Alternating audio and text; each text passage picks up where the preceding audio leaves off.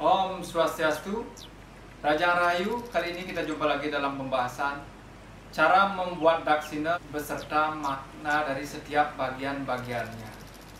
Daksina disebut juga dengan Yajna Patni, yang artinya sakti daripada yajna, sebagai perwujudan atau penampakan dari ide Sang Hyang Widiwasa.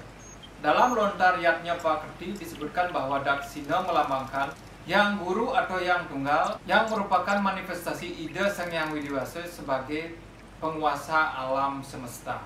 Jadi, dapat diartikan bahwa daksina merupakan simbol dari ide Sang Hyang Widiwasa beserta segala manifestasinya. Daksina terdiri dari 13 bagian pokok yang disatukan menjadi satu kesatuan, di mana ke-13 bagian tersebut merupakan simbol-simbol suci dari ide Sang Hyang Widiwasa. Ke-13 bagian tersebut tertuang dalam puja atau mantra sebagai berikut. Dua ngastuti pakulun Sang Hyang Siwa, Sada Siwa Paramasiwa, maka di Sang Hyang Tripurusa, Sira Sang Hyang Akasa, Sang Hyang Ibu Pertiwi, Sang Hyang Surya Chandra Lintang Pranggana, maka di Sang Hyang Triyodasa Saksi. Dari ke-13 bagian dari daksina dan juga dari puja atau mantra, yaitu tentang Triyodasa Saksi atau 13 saksi, maka sesungguhnya tersirat salah satu fungsi dari daksina adalah sebagai simbol perwujudan ide Sang Hyang Widiwasa sebagai upasaksi. Sebagai salah satu contoh kecil, di dalam pejati terdapat pras, sodan, dan daksina. Pejati sendiri merupakan salah satu bentuk persembahan suci yang memiliki tujuan untuk menunjukkan kesungguhan atau kejatian. Fungsi daksina di dalam pejati itu sendiri merupakan simbol perwujudan ide Sang Hyang Widiwasa sebagai bentuk upasaksi dari kesungguhan atau kejatian itu sendiri. Daksina bisa dikatakan kecil-kecil cabai rawit. Bentuknya kecil tapi memiliki makna yang sangat besar. Daksina biasanya selalu menyertai setiap upakara atau bantan, dari upakara yang terkecil sampai upakara yang paling besar. Adapun bagian-bagian dari daksina adalah sebagai berikut. Yang pertama adalah bebedok, sering juga disebut dengan serembeng, atau sering juga disebut wakul, juga di beberapa daerah disebut dengan serobong.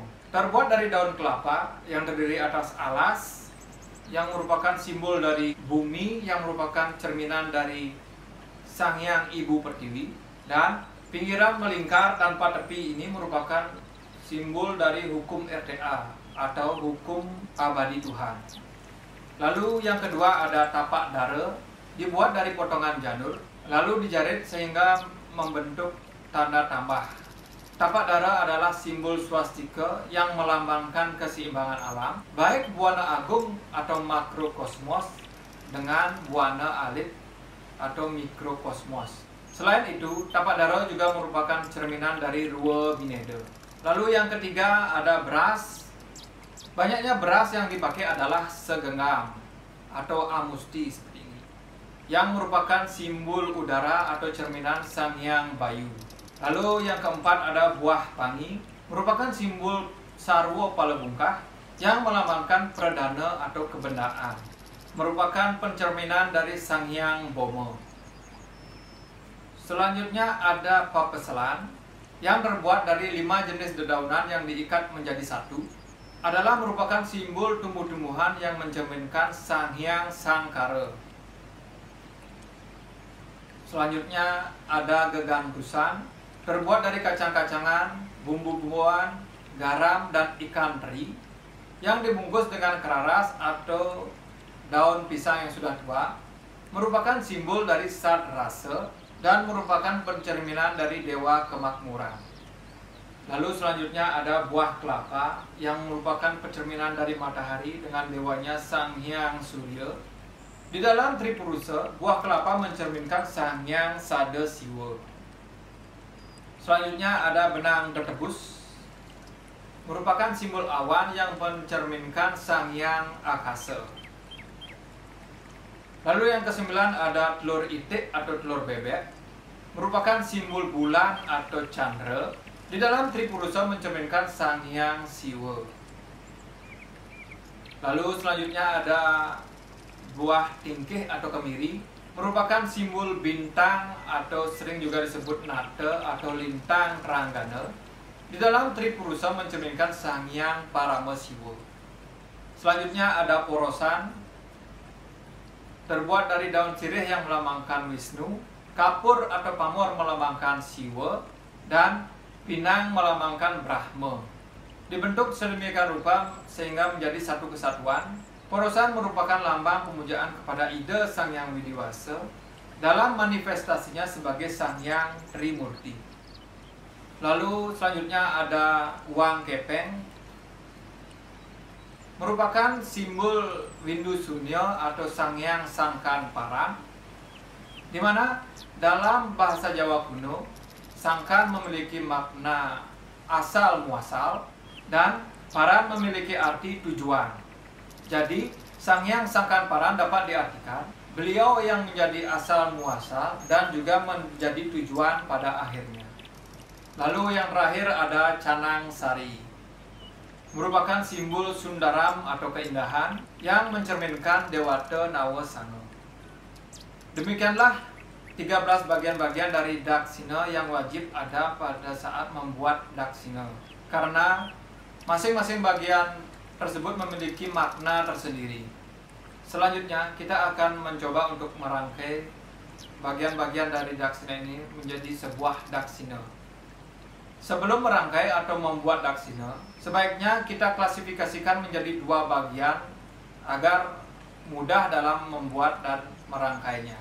Bagian pertama adalah bagian bawah, yaitu terdiri dari serembeng atau wakul atau bebedok, atau juga sering disebut dengan serobong, kemudian tapak dara, beras, buah pangi, pepeselan, dan gegantusan. Itu berada pada bagian bawah.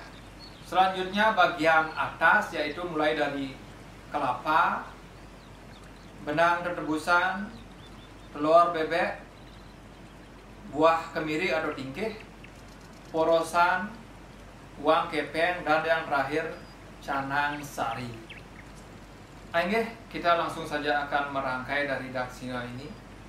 Pertama-tama siapkan serembeng atau wakul atau serobong ini, di mana ini merupakan simbol dari Ibu Pertiwi. Jadi ini yang menjadi dasarnya. Kemudian masukkan tapak dara yang merupakan simbol keseimbangan. Kemudian masukkan beras amusti atau satu kepal, seperti ini bentuk amusti, sebagai simbol dari Sang Hyang Bayu. Selanjutnya masukkan buah pangi yang merupakan simbol dari Sarwo Palamungkah, jadi letaknya juga di bawah. Begitu juga gegantusan yang merupakan pencerminan dari Dewa Kemakmuran, letakkan di bawah. Dan yang terakhir di bawah adalah pepeselan yang merupakan simbol dari tumbuh-tumbuhan atau Sang Hyang Sangkara. Selanjutnya kita masukkan buah kelapa sebagai simbol dari Sang Hyang Surya. Setelah itu tetebusan merupakan simbol akasa. Dan selanjutnya adalah telur itik atau telur bebek sebagai simbol dari Sang Hyang Chandra. Kemudian masukkan buah kemiri atau tingkih sebagai simbol dari lintang Ranggana. Selanjutnya masukkan porosan sebagai simbol pemujaan. Dan tidak lupa uang kepeng sebagai simbol Sunyo atau Sangkan Paran. Dan yang terakhir kita tempatkan Canang Sari di atasnya. Dan jadilah Daksina seperti ini. Oke, demikianlah sedikit pemaparan tentang cara membuat Daksina berserta makna-makna dari setiap bagian-bagiannya. Jika ada hal yang dirasa untuk didiskusikan, silahkan komen dalam kolom komen. Puputan Dityang, salam rahayu, Om Santi Santi Santi.